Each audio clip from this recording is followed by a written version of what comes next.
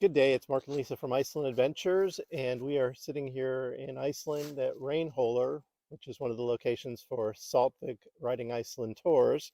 And Lisa gets a lot of questions, so we wanted to ask her the questions when what people need to know. So one of the first questions people ask is, what what food can we bring for the horses? Oh, I suggest you don't bring food for the horses. They have fields of grass. They're taken very good care of. Beyond Paul comes out and he has special treats that he'll give the horses, but I suggest that you don't feed the horses unless you ask the staff first. Okay, great answer, great answer. How fast can I ride? How slow might we go? I mean, what's the pace of the tour? Well, Beyond Paul or your guide leader will set the pace, and sometimes the herd will dictate the pace. So you're going to go along with whatever they're doing. You need to follow along, Mark. Don't hang behind. Don't be the last guy in. That always gets you in trouble somehow. But you'll walk through some terrain. Some of it'll be kind of rocky and rough. These horses are used to it. They're born here. They're raised here. They're used to the rocky terrain. Go with the flow, whatever they have you doing. But most of the time, you're going to be going at what they call a tolt, Okay. which would be equal to probably a trot speed or maybe a canter speed on, say, your quarter horses, your thoroughbred type breeds. But you're going to do that for the majority of your ride. So you need to be prepared if you're signing up for a multi-day ride that you're going to ride some pretty rough terrain and you're going to be going at a pretty good speed. And do not hold your horse back because you decided you wanted to walk, because eventually it's going to decide it wants to catch up and it's not going to be fun. So stay with your group, do what they're doing, and enjoy. Yeah, because I've noticed that when we're in the flat grounds, he tends to try to get the horses tolting and going a little faster.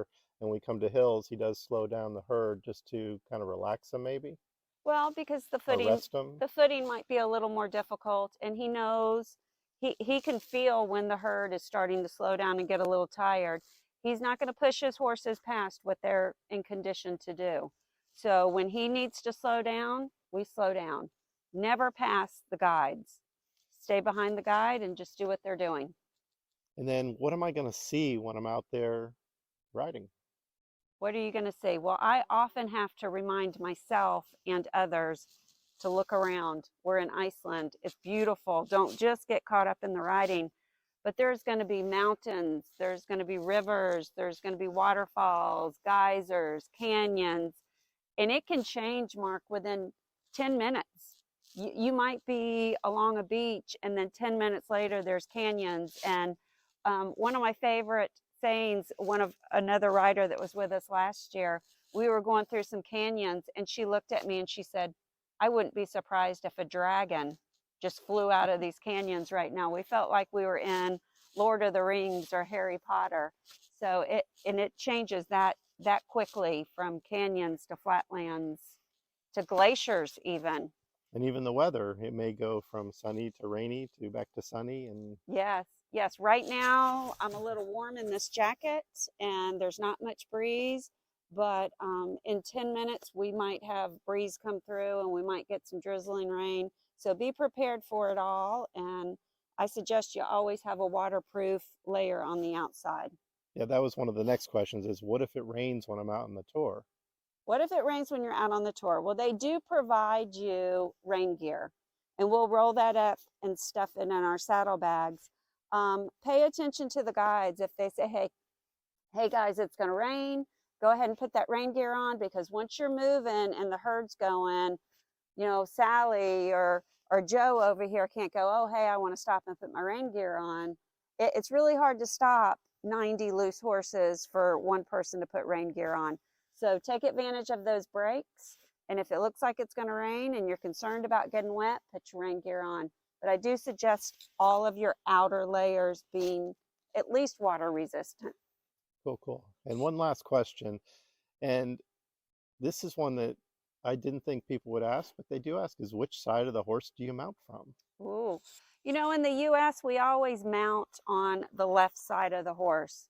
And that's just kind of tradition. There's no real reason for us to do that now. It goes back to the knights, how their sword was. But in Iceland, you will see a lot of riders mounting from the right side of the horse, which I try to do when I'm here. We're not used to it, so I feel a little uncoordinated. So either side, right or left, these horses are used to it. Sometimes it's wherever we're positioned to where I feel like I got the little boost to get up. Yeah, and another for the less experienced people like myself, what we do is we look for steps. And no, you're not going to find a little step thing that you can step on, but there are a lot of rocks in Iceland.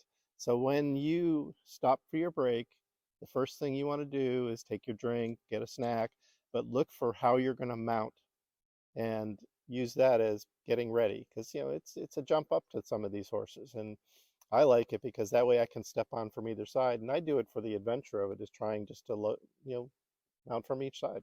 Yes, yes, and that's another important point, Mark. When you're on these tours, you really do need to be able to mount and dismount by yourself from the ground multiple times, maybe as many as getting on 5, 6 times during the tour, and sometimes we get a little tired. I mean, yes, you can ask a friend, hey, can you give me a boost up?